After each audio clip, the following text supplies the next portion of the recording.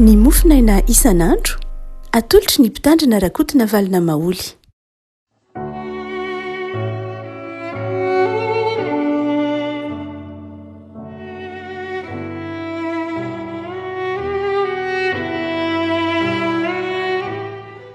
Ambifaliana ravako no iarabanantsika tratrity talata fa 7 volana jona ity.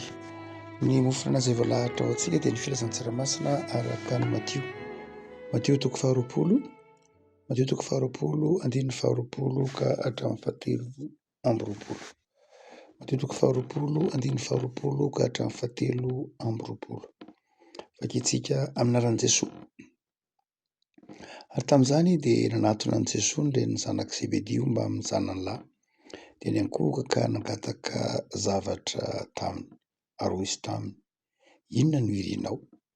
Dia hoy ravehivavy taminy: mandidia mba hipetrahan'ireto zanako lahy ireto, ny anankiray eo amin'ny ankavananao ary anankiray eo amin'ny ankavianao ao amin'ny fanjakanao. Fa Jesoa namarika nanao hoe: tsy fantatrareo izay angatahanareo. Hainareo va ny hisotro amin'ny kapoaka izay efa hisotroako? Hoy izy roa lahy taminy: hainay ihany.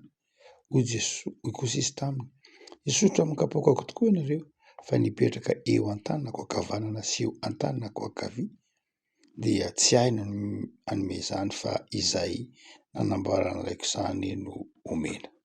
Ray masina, manamasinana amin'ny fahamarinana ny tenao no ho fahamarinana. Amen.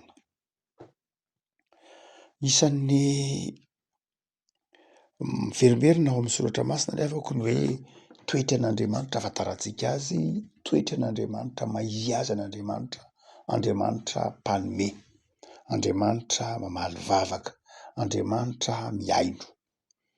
Eto amin'ity zara-mofinaina ao antsika ity dia misy zavatra nangatahany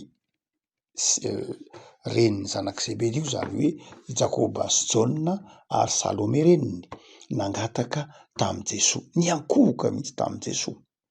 Niankohoka tamin'i Jesoa mba hangataka zavatra izay nofinofiny sy faniriany. Ary dia Jesoa rahateo rehefa nahita azy niankohoka, nahita azy telo mianaka niankohoka, dia niteny manao hoe: inona ny zavatra irianareo? Satria moa Jesoa mamaly vavaka. Dia nametra-panontaniana Jesoa: inona no irianareo? Nihaino Jesoa. Ary dia rehefa nangataka izy telo mianaka ny hoe: izao ny zavatra irianay, mba ny anankiray aminay roalahy, ny anankiray amin'ireto zanako ireto, ny iray ankavia, ny iray ankavananao, rehefa mby any amin'ny fanjakanao ianao. Fa ny valiny dia tsy mifanaraka tamin'ny faniriany ireto mpangataka ireto. Tsy hoe tsia ny valiny, fa hoy Jesoa: tsy fantatrareo izay zavatra angatahanareo. Tsy dia matetika loatra ny valiteny tahaka izany. Jesoa miteny hoe mangataha, Jesoa miteny hoe mitadiava, Jesoa miteny hoe aoka handondona, saingy amin'ity andiny ream-patanantsika ity dia tohatran'ny tsy mamaly avy hatrany Jesoa hoe eny valim-bavaka tsy eny avy hatrany ny azon'ireto mpangataka ireto, fa hoe tsy fantatrareo izay zavatra angatahanareo.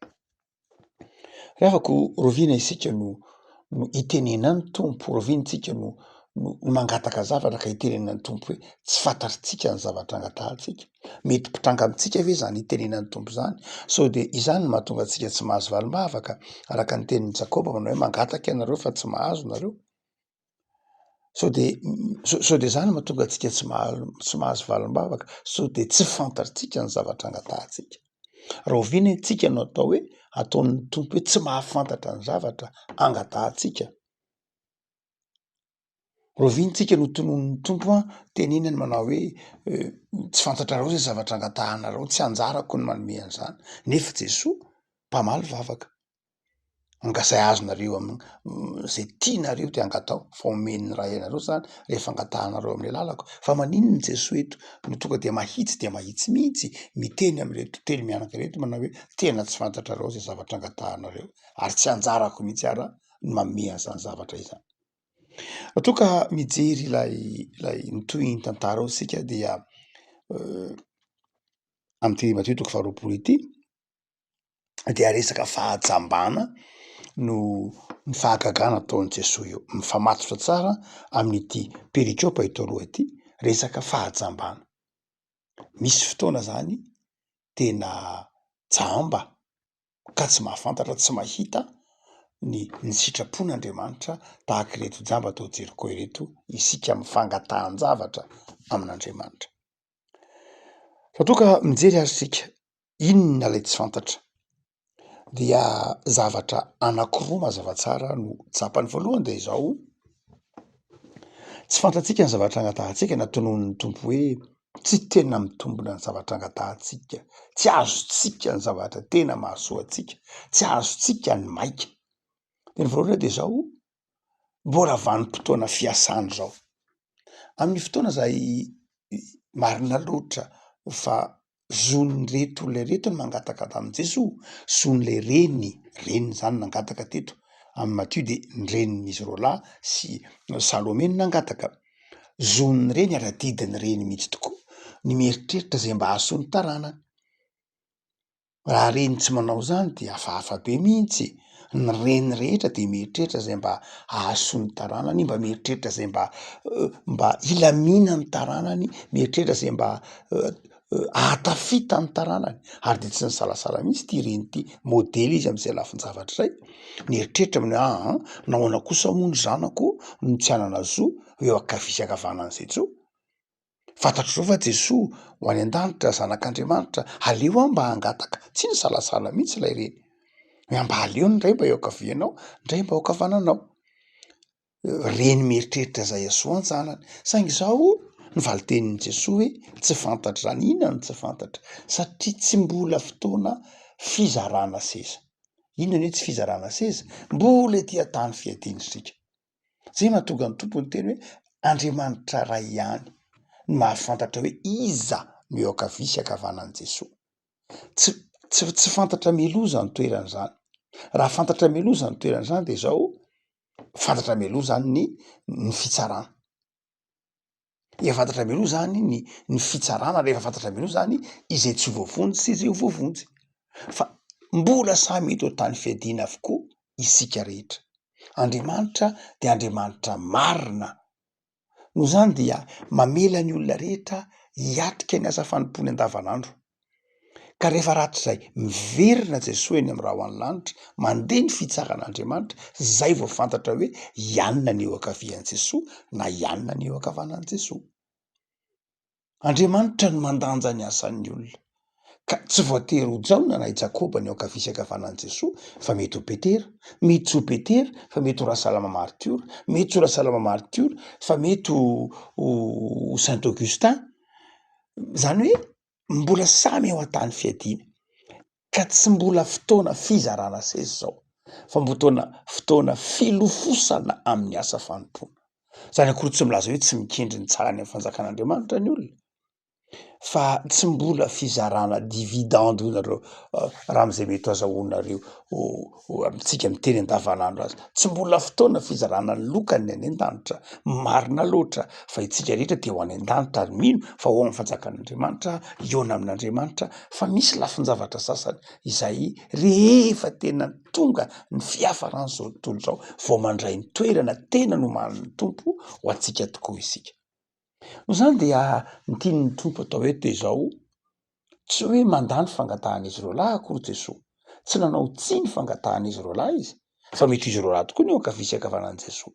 Fa izao te hampiditra ho azaintsika izy manao hoe tanterao aloha lay asa fanompona.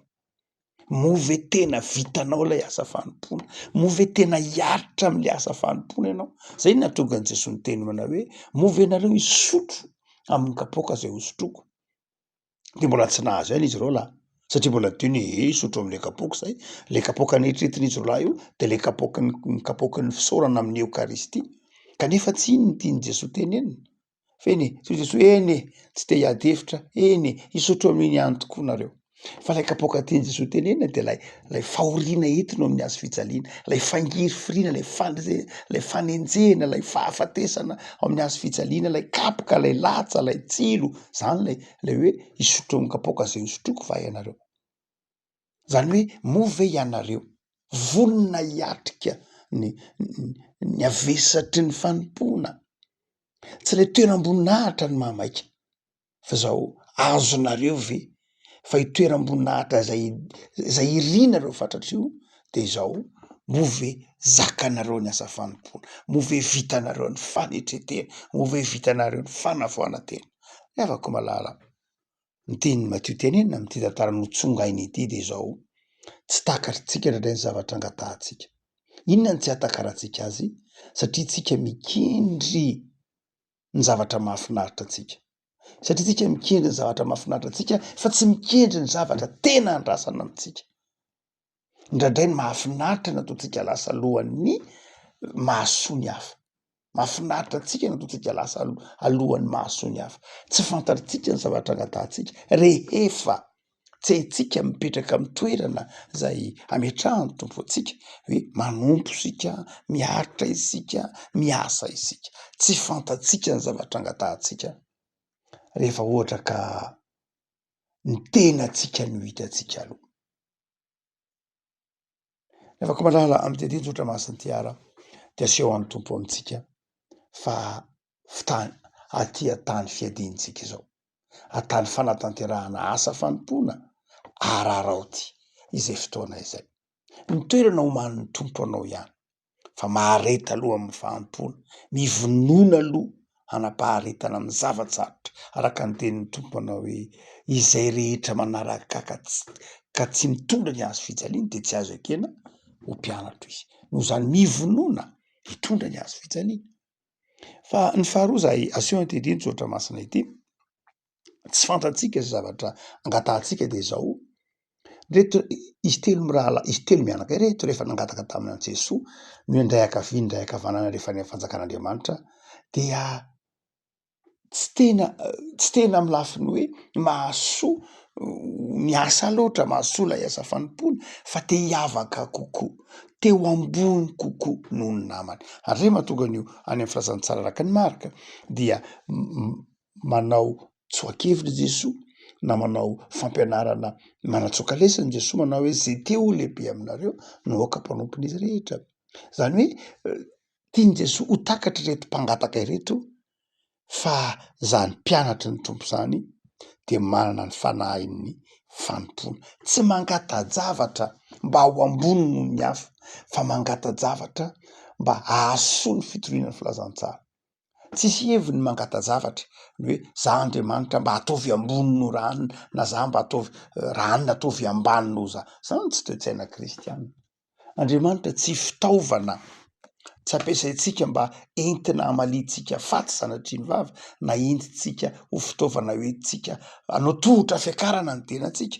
Andriamanitra tsy ataotsika tohatra fiakarana mba hahafahantsika mitaingina ny namantsika na ho ambony noho ny namantsika. Andriamanitra ny mahafantatra izay fomba hampiakarana antsika fa tsy ataotsika fitaovana mihitsy Andriamanitra. Ary dia izay no ahitsy ny tompo, tsy fantatsika zay zavatra angatahantsika satria eto de zao manjary manao an'Andriamanitra ho fitaovana ireto mpangataka ireto. Andriamanitra tsy fitaovana akory, Andriamanitra tompo fa tsy mpanompo. Tsy fantatsika ny zavatra angatahantsika rehefa isika indray no mipetraka eo amin'ny toeran'ny tompo ka Andriamanitra indray sanatriana ataontsika manompo hoe ataovy zao sitrapoko zao, aoka ianao andidy. Mazava tsara lay teny io manao hoe mandidy mba hipetrahany reto zanako reto. Zany hoe lay reny indray zany hoe toy ny manonteny amin' Jesosy hoe mandidy manomeza baiko, zany hoe lasa itsika indray zany mampanao zavatra an'Andriamanitra de tsy fantatsika ny zavatra ataotsika ho Jesosy. Nahoana moa ianao no andidy an'Andriamanitra? Nahoana moa ianao no baiko an'Andriamanitra? Rehefa isika no mibaiko an'Andriamanitra ka manao an'Andriamanitra ho fitaovana maniraka an'Andriamanitra sanatria mampiasa an'Andriamanitra sanatria mampanompo an'Andriamanitra sanatria de tsy fantatsika le zavatra angatahantsika. Ny vavaka izay toy ny maniraka an'Andriamanitra dia vavaka diso toerana. Ny vavaka toy ny mampiasa an'Andriamanitra de vavaka diso toerana fa tsy vavaka ny finoana. Ny finoana de zao tokony ho hita ao anatin'ny vavaka ny fanetretena, tokony ho hita ao anatin'ny vavaka ny fanekena ho ampiasain'Andriamanitra, tokony ho hita ao anatin'ny vavaka ny fanekena ho mpanompo sy ho irahin'Andriamanitra, ny fankatoavana an'Andriamanitra. Afaka malala be dia be amin'izao androantsika zao ny karazana vavaka retsika. Tsy ratsy akory ny mivavaka fa ndraindray tsy fantatsika ny zavatra angatantsika. Be dia be ny manome misy moa zany de miteny mihitsy manao hoe zao ny fomba fivavaka. De misy manao karazan-drazana méthode na fomba fivavaka na votoatin'ny vavaka na sy tahaka zany hoe zao ny atao mba zao ny mot-clé amin'ny fivavahana. N'Andriamanitra nge tsy zany, nino hoe tsy zany? Andriamanitra nge mandinika ny ao am-pon'ny olona. Andriamanitra nge mahafantatra ny ao am-pon'ny olona. Tsy ny halavan'ny vavaka ataotsika no inona, tsy ny hatsara ny fehezanteny ataotsika no inona na de zava-dehibe ary zany, fa ny fotsika sy ny finoantsika zay ny jeren'Andriamanitra.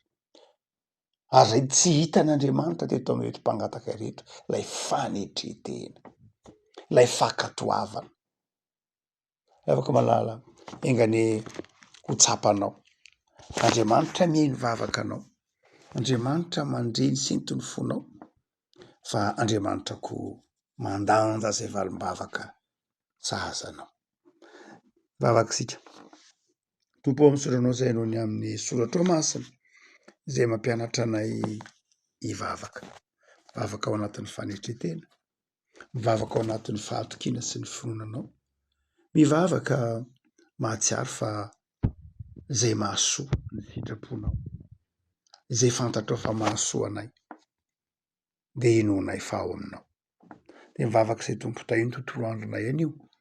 Ataovy matoky izay fa fotoana fiasany zao, fotoana fanompony zao, ka mahay manararoatra izany fotoana izany zahay mba handovana ny fiainana mandrakizay eo aminao Andriamanitra. Ary ataovy tia namana mandrakariva zahay. Ataovy mivavaka izay mba zay ahasoa ny namanay, mba ataovy mivavaka izay ahasoa ny fanjakanao, fa ianao Andriamanitra de mitondra anay mandrakariva amin'izay mahasoa anay mihoatra lavitra noho izay irianay sy angatahanay azy.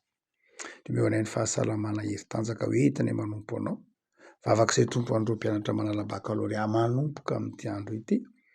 Da io me fahazavan-tsaina, me fahindrena, me faharanita-tsaina ary asondroty ny manala bakalorea rehetra, ny manala fanadinana rehetra, ny miatrika izany ity herinandro ity sy ity volana jona ity. Misaotra Jesosy afaka manankina ny fiainana eo mba hahafahasoavanao zahay. Amen.